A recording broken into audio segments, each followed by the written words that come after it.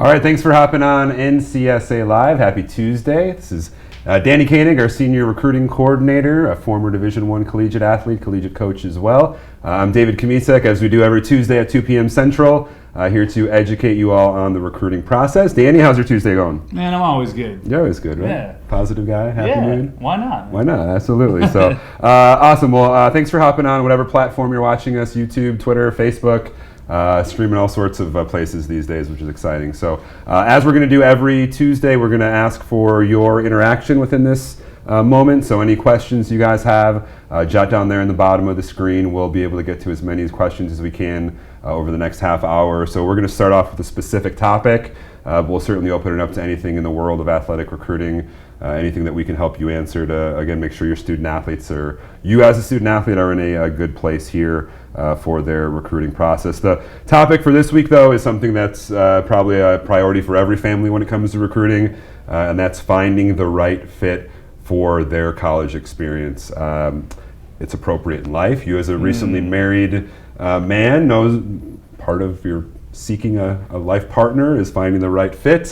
Whether you're looking for a car, whether you're looking for a pair of shoes, you need that right fit. Same thing when it comes to recruiting. That's right. Good analogy, by the way. Very relatable. Probably one of the most important things that you're going to deal with when you're thinking about how you're going to take it to the next level, essentially. And a lot goes into this, and I think it can be very daunting at times. Sure. There's a lot that goes into this and a lot of things to consider. And again, it just takes time to do those things, so it's important that you do get started early with some of this stuff. Start to have those open table discussions with the family about what's important, and we're here to help you guys start to figure those things out. Yeah, we're not going to answer all the questions right now just because, again, each family is different, and what you were looking for out of a college was different than what I was looking for, and whether you're a swimmer or whatever the case is, there's always something that you're needing or you're wanting in the process that's going to drive your college decision. And I think the first thing that you hit on is probably the most important. The earlier you start that process, you start having those conversations, the more prepared you are, the more that you're planning that out, the easier it is to find that right fit and not be scrambling late in the process. Yeah, and there's some trial and error that goes with this. You're not going to put all those pieces in place, find that right fit, and just go. And of course, you're dealing with the other side with the college coaches. They're doing the same. Sure. They're trying to find their best fit athletes as well, and that can be a challenge too, to kind of meet somewhere in the middle. So part of that process, it just takes time. You're trying to find that common ground, find what's a good fit for you. Ideally, you're controlling this process moving forward and not just taking it as it comes your way. And that's something that we're going to be discussing and helping you guys with here today. Yeah, and I think the earlier you start, you don't need to have that decision right away. Right? As a freshman or a sophomore in high school, you don't need to know where you want to go, the size of the school, what you want to study. You don't need to have that all figured out. But just starting to, I think, research and get an idea as to, number one, first of all, how many schools are out there, right? If I'm a swimmer, how many men's programs are out there that I could swim at? And then from there, you're able to kind of dictate where you want to go from there. Okay, what schools have my major? So you're able to break it down. So I think even early, just understanding the options that are out there and maybe even just starting to kind of visit some campuses to get a feel, is a big school better than a small school for my student athlete? Do I want to be in a city or am I okay being in a rural area? Just starting to kind of narrow down what those options are and then figure out from there, how do I shrink that list? Because with men's swimming, there's 600 plus right programs. 600, yeah. So a lot of options. Do I want to travel 9 hours from home or do I want to stay within an hour from home? So there's a lot of things that are mattered. So I think just understanding, number one, what the options are and understanding that and then being able to kind of narrow it down. Right, and some of that's even bigger. It's men's basketball, close to 2,200 programs nationwide. And again, we're working with all of them, NAIA, junior colleges, divisions 1, 2, and 3, in some cases community colleges as well. Again, that can be a little bit overwhelming. Doesn't necessarily have to be. I think it helps to have those early discussions to figure out, okay, what do I actually want to accomplish here? Major is going to be a big one. Geographic location, mom and dad maybe want student athlete a little bit closer so they can go to their games. Student athlete wants to get It's totally legitimate on both sides, right? And it's just kind of finding that middle ground. There's a lot to consider in this, and I think there's a couple ways that you can go about this and start to build your list a little bit. Starting with dream schools. I don't think there's anything wrong if you get started early with putting out that dream school. This is a place that I really want to be. This is a place I've liked since I was a child. And just trying to figure out, okay, is that realistic to any degree? And it's okay to have those out there. Now, I wouldn't put like 50 dream schools out there and maybe one good match and one safety, right? Just limited number of dream schools. And then on the other end of it, again, safety schools. maybe something closer to home that you have a pretty good feel that you're going to be admitted to their school and you're going to be a good fit for their program. And it's okay to have some of those as well. Really, ideally, we're trying to figure out something in the middle. Right. Yeah, because a lot of kids for football are the dream school's Alabama. For basketball, it's Duke, right? A lot of kids have those dreams. I think what's important then is being realistic in terms of, it's my dream school, but is it realistic for me to play basketball at Duke? Because 3 or 4 of the top 20 players in the country every year are going to that school, right? So I think within that too, you need to understand your skill level, where you're at from an athletic standpoint, what's going to be the right fit for you as a player so that coaches want to recruit you. And then the academic side obviously comes into play with that too. So making sure you're taking care of your business student athletes in the classroom when it comes to ACT, SAT tests, and obviously making sure that you're continuing to improve, because finding the right fit isn't just what you want, but as you mentioned, it's what the college coaches are going to see and want in you as well. That's right. Yeah, and getting an athletic scholarship doesn't necessarily mean you're going to be admitted to that school. Right. If you want to go play basketball at Harvard and that coach really likes you, you need to make sure that you can get into Harvard, right? So that's a big consideration. And obviously, at the end of the day, you're going to school to go to school. You're there to get an education. Very few people are going professional in that field related to their sports. So you need to have a backup plan, and a pretty strong backup plan. And that's certainly going to be part of it. So academics, just finding that range of academic standards. Even if you're pushing up a little bit towards that dream school, maybe you're right on the edge of Harvard. Again, getting that test prep, working with the method, using parchment is a good way to kind of figure out, okay, what's the range of students that they're accepting for something like that. Your major, what you're actually going to school to study, is huge and is going to keep you engaged, and hopefully you come out on the other side with something that you can translate then into a career. And then the other one that I don't think it's considered enough is balance, right? Academics are going to be a huge part of your day-to-day, and if you're shooting for that upper echelon Division I, that's a huge time commitment, right? And some people want that, they're looking for that, but that will detract from academics, whether you like it or not. So again, kind of understanding the balance between those two things. Yeah, because as the Division I programs, the higher level schools are going to have more involvement. As a swimmer at the University of Wisconsin, you were practicing twice a day in a lot of cases, first thing in the morning, in the afternoon. You're committing a lot of time, and it's almost like you have 2 full-time jobs, being a student and being an athlete. Yeah. Hence why it's being called a student athlete, right? So that's an important piece of it. And I think too, from an athletic standpoint, it's understanding, are you comfortable going somewhere where maybe you're not going to play right away? Maybe there's going to be a year or 2 where you're sitting the bench, you're waiting your opportunity, or is it a priority for you to go to a school where you're going to play from day one? That's an important piece of it as well. Yeah, there's a lot of routes to doing that, and that's, again, part of that best fit is identifying schools that are looking for players in your position in your grad class, having that discussion with the coach, and that's a totally fair question to ask. How many 100 breaststrokers are you recruiting? How many left-handed pitchers are you looking at in my class? How many attacking mids, right? And, at some point you're going to start to figure out if that coach is genuinely interested. We certainly have a way where coaches submit their roster list to us. You guys can see that. You can also go directly to their roster on their website and figure out who's graduating and where they play. Yeah, that's a big part of obviously what NCSA does, is helping the student athlete understand, here's where you're at. Right, because we don't want families wasting their times trying to get all their information out to a D1 school if at this point, as a swimmer, let's say they have D3 times and that's where their fit's going to be. And I think families have the perception that Division I schools is, that's where I want to go, or student athletes see them on TV, that's where I want to go. I want to go D1, where there's a lot of great D2, D3, NAI programs, some really competitive junior college programs, maybe for those student athletes that aren't positive about their academics and want to just kind of get some of the core classes out of the way. So again, opening and understanding there are a lot of options out there, and not being narrow-minded in terms of, I only want to go D1. I only want to go D1, because a lot of times those are the kids that end up disappointed or don't play or whatever the case is. Sure, and even that, if you do want to go Division I, you're good enough to go to Division I, there are a lot of things to consider beyond just your athletic ability. Obviously, again, academics is a big one. Do they have that roster spot? Are you okay maybe redshirting or sitting on the bench? So a few things to consider there. Again, athletically, less than 2% of students are going Division I. That's just the reality of it. You want to be a contributor. You need to get a recruiting assessment from a third party, Good. not mom or dad, right? Coaches, your club coaches, high school coaches can be helpful for that if they know what that really looks like. But again, an NCSA is going to come in. You guys get on the horn with us. We can give you a sense for what you might be looking at realistically, and I think that's only fair. Yeah, and that's part of what we do. Again, our recruiting coaches are former collegiate athletes, former coaches. They've been through that process. They know what coaches are looking for. They're having conversations with coaches about what they're looking for. Coaches provide us with that information. So again, it helps you really narrow in on, all right, if these are my goals, this is what I'm looking for. Here's a list of 50 schools that might be a good fit for you. So that's a big part of it as well.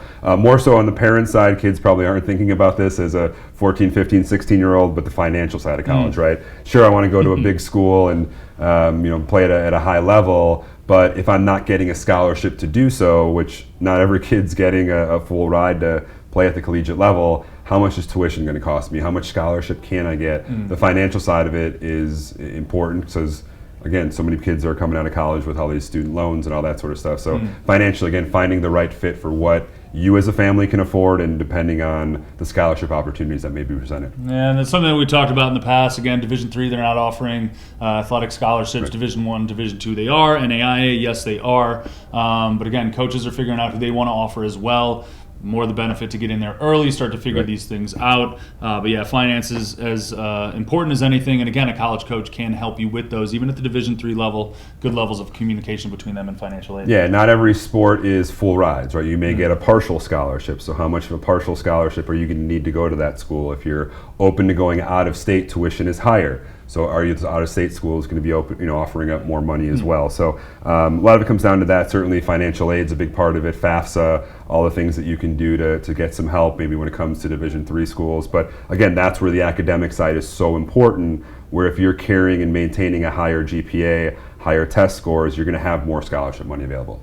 You know that from coaching at a pretty high academic D3 program. Interesting process, though, and that's, again, totally valid. If you're looking for that, there are ways that a coach can help you through that, but it's something that you need to consider. The other one that you had touched on earlier is actually taking the visit, going to the school. Yep. Unofficial visits are a great way to just put some feelers out there. There's no harm to doing that. You get 5 official visits where the school is paying for you, unlimited unofficial visits. So take those opportunities, sit down, meet with the coach, get a vibe on the campus. Each one has its own vibe, and make sure that that's a place that you really do see yourself, even without your sport. Right. Some people, maybe fall out of love with their sport. Some people have career-ending injuries, and they are still going to be going to that school. You need to make sure that you like that school, and that's where you're going to start to figure out some of the social aspects. How do I fit in here, not only as an athlete but as a student? Right. That's what we talked about earlier. Like, are you from a big city and you go to a small town and that's not your fit?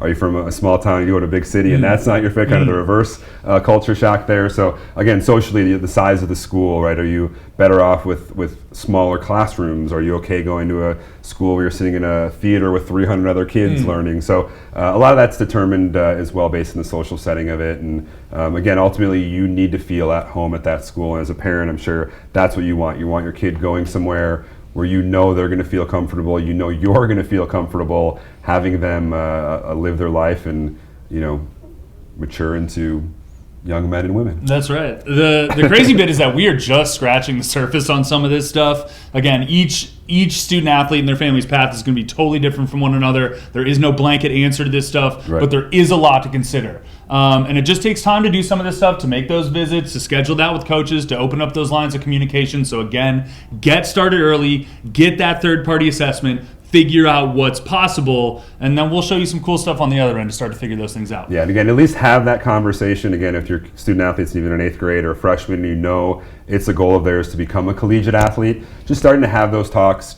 Again, you don't need to have all the solutions, all the answers right away, but it's easier to narrow down a list later in the process than it is to try to create a list later in the process. And again, when a lot of these coaches are identifying, they're evaluating kids freshman, sophomore year of high school, some cases in 8th grade, the process starts early. That's why we stress all the time, start the process early. It's only going to ultimately benefit you.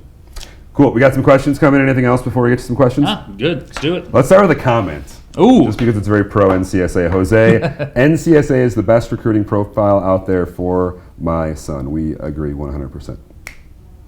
John's got a question. What's a realistic GPA for most student athletes who get a D1 or D2 scholarship. You coached at D2 and D1, so you probably have some good insight.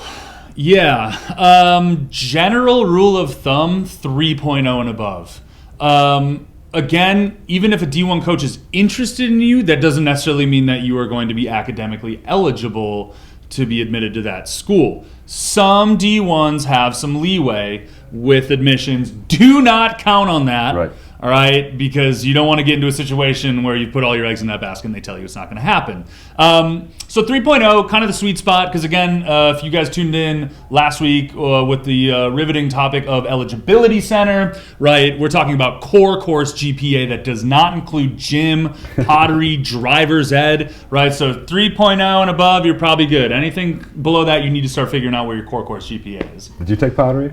Yeah, 2 years, man. 2 years of pottery? I had a wheel in my basement, actually. I'm just picturing Patrick Swayze. That's about right. Kurt's psyched that we have a swimmer on, which is great. So his son's a junior in high school, late bloomer. Has some pretty good background here. But as a swimmer, how late or early do you decide where you want to swim study? So again, swimming is maybe a little bit of a later sport in terms of some of that, but again, with the rule changes, things have sped up. So with your swimming background, it's changed from when you were an athlete, from when you were a coach. So nowadays, how early as a swimmer should you be kind of making that, hopefully, final decision?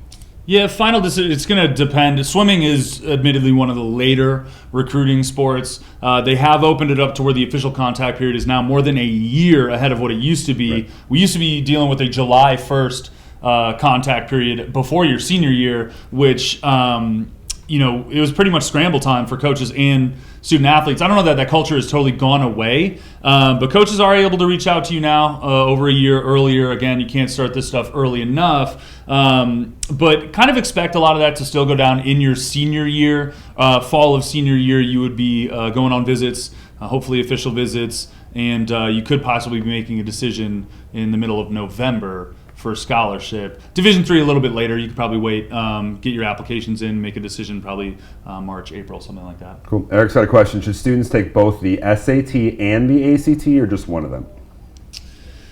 At most schools, ACT and SAT are the same. I think they used to be considered very differently, where East Coast schools were accepting the SAT and Midwest schools maybe more ACT, etc. But now they're pretty much seen as even for the most part. The only caveat to that being is that in most cases, a student athlete might be better at one over the other. And that would maybe be the benefit to taking both, just to see. Yeah, ACT is a little bit more kind of cut and dry question answer. SAT is a little bit more open. And I only took the ACT. Same. And I did well in the first one, so I was like, I'm done. Smart. That's a smart move. But you can take them multiple times as well, which is nice, so that if you didn't like your score the first time, there's no harm in taking it twice or three times. Typically, getting one out of the way junior year, at least, is probably the suggested route, probably early semester junior year, and then again the method prep, test prep, some of that sort of stuff. So you have some time to react. And without going into too crazy details, some schools will super score. So if you take that multiple times, they're basically going to do a composite based on your best subjects. And they'll come up with a new score, and that's actually something that can use in admissions. So super scoring is something that you should look out for. Again, more reasons to be taking that multiple times. Nicole, unfortunately, we do not work with gymnasts, but that's something that we're in the future possibly going to do, so we'll keep you in the loop there. Jeff wants to know, what are the minimums for SAT and ACT that D2 and D3s look for? It's a girls' volleyball dad. D3s, it's really tough because D3s don't have an eligibility center. So for the Division I, the Division II level, you have to register with the NCAA eligibility center to at least get in. D3, each school kind of has its own criteria. The school that you coached at obviously has higher academic standards than another D3 would. So D3 is kind of tough because there's no across the board answer. And even with some D2s, it can vary based on the level of the school. Yeah, tough one. Division III, again, more than. But we like tough questions. Yeah, that's a good one for sure, and totally valid. I think if you go back and watch the Facebook Live from last week, we covered a lot of that stuff with the eligibility center and what's permissible. We talked a little bit about the sliding scale, kind of based on your core course GPA, and then that can move with the SAT or ACT. Best practice, just again, start building relationships with coaches early. They're going to be an advocate for you and sort of a liaison between you and financial aid or the admissions department. They can help too. And again, the higher the scores in those, the more scholarship potential. Again, for volleyball D3, there's no athletic money available. D2 schools are limited in terms of how much they have for a Division I program. It's all full scholarships for volleyball. But Division II, they can break them up. So again, that's where the athletic side is really important. Colleen's got a hoops question. Senior basketball player, 6'7", 3.2 GPA. Recruited by multiple D3 schools. She wants to know, are most players committing to D3 before their winter season? It's hard to say most. There are certainly kids that are committing to D3 schools right now. A lot of kids kind of like getting that decision out of the way versus waiting until maybe after their season, because again, the opportunities could be limited there. Again, D3 schools in a lot of cases are oftentimes waiting for those kids that don't get the D2, the D1 looks to maybe trickle down. So the D3 timeline isn't going to be as sped up as those D1 or D2 schools, but there are certainly kids right now who know that they're going to a Division III school to be a student athlete. Again, totally fine. If he's academically driven, wants that good balance, absolutely. Just have that open line of communication with the coach. Just kind of let him know what you're thinking. Hey, maybe I need a little bit more development here. I kind of want to see how some things play out. Again, that's your prerogative. Go for it. Yeah. And again, have the conversation with the coach. How many, if there are schools that are recruiting him, how many other kids in that position are they recruiting, right? Because if he's waiting too long and they've already got 3 other kids at his position, is that going to be a place that he's going to be happy at, right? So again, have honest conversations with those coaches. Those coaches hopefully aren't lying to you. If they are, that's a bad look on them. But that may determine too whether you pull the trigger to commit now or you wait till maybe senior year hoping that he may have a breakout year and get D2 look. So again, it's hard to give you a specific answer, but again, most of the time D3 kids are committing later in the process. Noemi wants to know, how would you recommend a homeschooled student go about getting recruited while being homeschooled but plays for a public school district? Yeah, slightly different path. Again, not totally uncommon. I would say pretty much every year. College coach will be recruiting a homeschooled student athlete. Good that tied in with a public school athletic program, just again for visibility, legitimacy, working with an actual coach, those sorts of things. Now that's not necessarily vital, right? They could go the AAU route, travel route, club route, something along those lines. So as long as you're out there, I think that's good. But again, it's not going to be the sole determinant of you getting recruited by just jumping in with the high school program. You got to do something extra to separate yourself from the pack in that regard. But yeah, college coaches deal with that all the time. Yeah, create an NCSA profile, get online, get video. All that stuff's going to be important. Don't sit back and wait for coaches to find you. Be proactive in reaching out to schools. That goes to, again, anybody, but certainly if you're playing for a public school district and not playing at a club program, you have to be more proactive. So that's going to be really important here. Kelly's got a great question. I've never seen this one before, but it makes a lot of sense. Does a California athlete have a better chance at a full scholarship outside of California where the concentration of top players isn't so high? I think you could probably tie Florida, Texas into that category as well, where you see so many talented kids. Probably, I would say. Probably. I would say blanket statement, probably, but there's a lot you can do to combat that. Certainly at your upper echelons, your big Division I's where they do have the full rides, right? They have no problem covering out-of-state tuition. If that's not you, again, get your foot in the door early, start to build those relationships and just see what's possible. Yeah, and it depends on the sport too. Golf, for example, every kid wants to go to school in a warmer Arizona, weather climate. South Carolina. So the competition in that sport's going to be a lot different. Water polo and some of the sports that are very heavy, West Coast baseball, with it being such a big West Coast school, West Coast sport and having all the junior colleges out there. So depending on the sport, it certainly could be a factor as well. But again, with California being such a highly just populated state in general, Texas, Florida, again, very similar, you're going to have a higher level, higher amount of athletes available there as well. So be open to that. But again, California, a lot of kids would love to not be from California and go to California. Yeah, an interesting kind of a sub-layer to that. Because you're in a highly populated area, the level of competition you see throughout high school is slightly elevated, maybe over some of the less populous states. That actually makes you very marketable to coaches outside of California as well. Cool. Water polo question. What's the chances for a scholarship for water polo? This family's from Istanbul, Turkey, where it's probably, 9, 10 o'clock in the evening in Turkey? I have no idea. I don't have my Google map in front of me. But water polo. Tough, not impossible. I believe there are 67 men's programs, NCAA men's programs. Is that? Yeah, it's very, very competitive. Yeah. And so you're probably looking at, and in any given recruiting class, like 300 to 500 openings across all of NCAA, and that's not meaning that those are all going to be offering you scholarships. Some of those are at the Division III level. Right. Some of those could be partial scholarships. It's challenging, and for water polo in particular, we are the official recruiting provider for USA Water Polo. It's been a really good pipeline, and those coaches trust us to get them good student athletes. So if you want some visibility, especially from abroad, this is a great place to start. And water polo for anybody, get started early because there's so few roster spots. Yeah, international student athletes especially, get on NCSA, get the profile started. You need to have that online presence because unfortunately I don't think water polo coaches are going to be flying to Turkey to hopefully discover a student. And if they were, I'd probably jump in on that business. I've never been to Turkey, but that sounds it's on my list of places to go. But that sounds great. Some great questions coming in. Kurt, I'm going to have Danny reach out to you about your son as you requested, so we'll get him on the phone connected with you.